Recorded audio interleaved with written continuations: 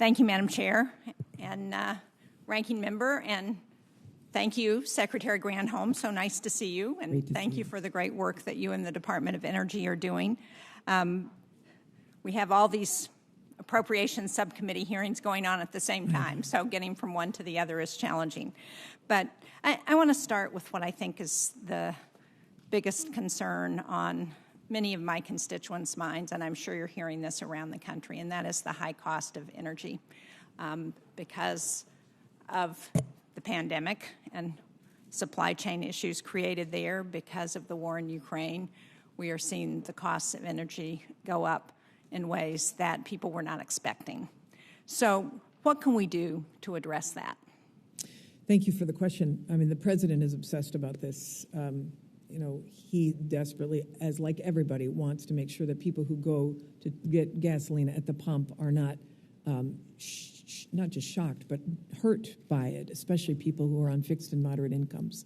So the president has used the biggest tool in our arsenal, which is the Strategic Petroleum Reserve, to try to make up for some of those barrels that have been pulled off the market because of the Russian invasion. So Russia right now has about a 1.5 million barrels per day to 2 million off the market as a result of the United States rightfully saying we are not going to finance Putin's war. Canada, same thing. Europe is on the verge of deciding the same issue. If they too decide that they will not take Russian oil, that could get as much as 3 million barrels per day off the market.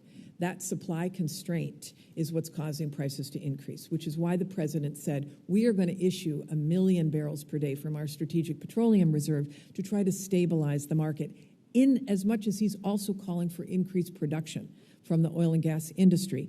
The Energy Information Agency is saying that by the end of this year, that the oil and gas industry in the U.S. will be producing another 1 million barrels per day, but we've still got a gap, which is why we're calling for all, oil-producing nations to step up at this moment and to not finance Russia's war. So that's number one. Number two, the president has also called upon an increase, for example, in ethanol blend, so that we reduce demand of oil, increase biofuels. It's a smaller strategy, but he's looking at every way he possibly can to try to address the problem. Ultimately, though, as you know, the solution lies in moving to clean energy. And so even as we're increasing supply right now, we have to accelerate the move and the technologies, which is what this budget represents, to clean. Well, Vladimir Putin is certainly helping move us more expeditiously to address energy in a way that helps us deal with climate change.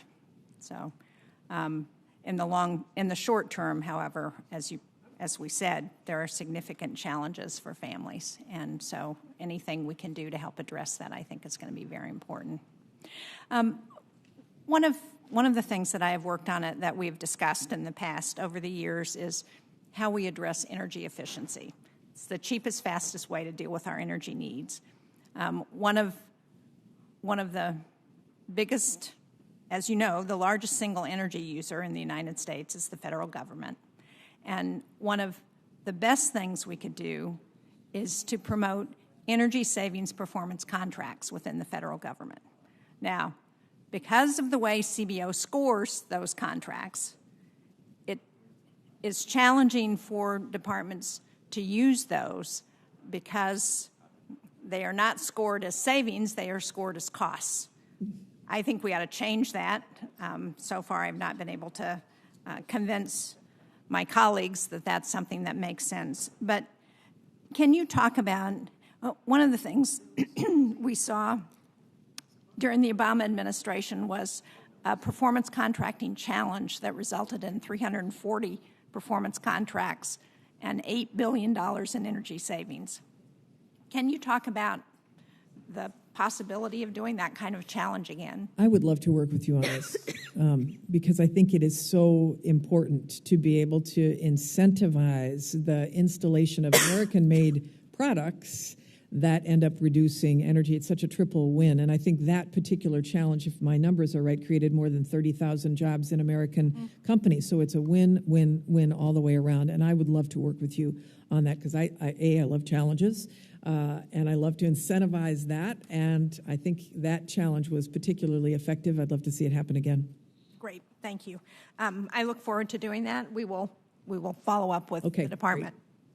The one other question I had was, in too many years in the past few, we have seen funding for the weatherization program and for state energy offices be slowed down.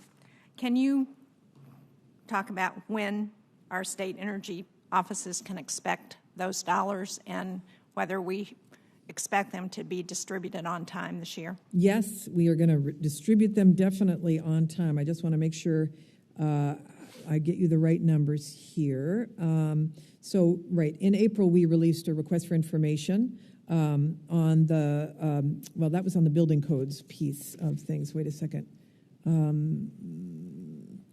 We are going, so we have $500 through the state energy program for the bipartisan infrastructure law. I know that they are working on the request for information so that they can shape the funding opportunity. Some of that is going to be formula, I believe, as well. We want to get as much of this out this year as possible while we're working on all of the other big slugs of the bipartisan infrastructure law. This is a hugely important one. We're working with states as well. You know, I'm a big believer in, as former governor, I know you are too, in the bottom-up strategies, because so many at the local level know well how to do this, and they know what they want to do given their assets.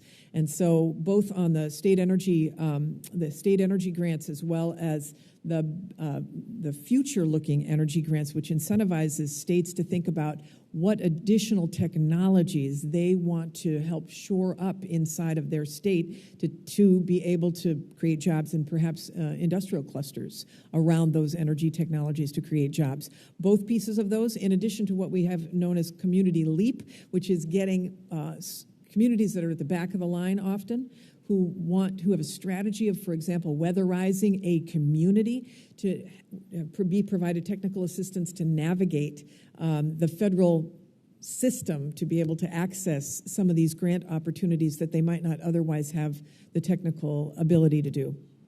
All three of those. Great. Thank you. Thank you very much. Thank you, Madam Chair.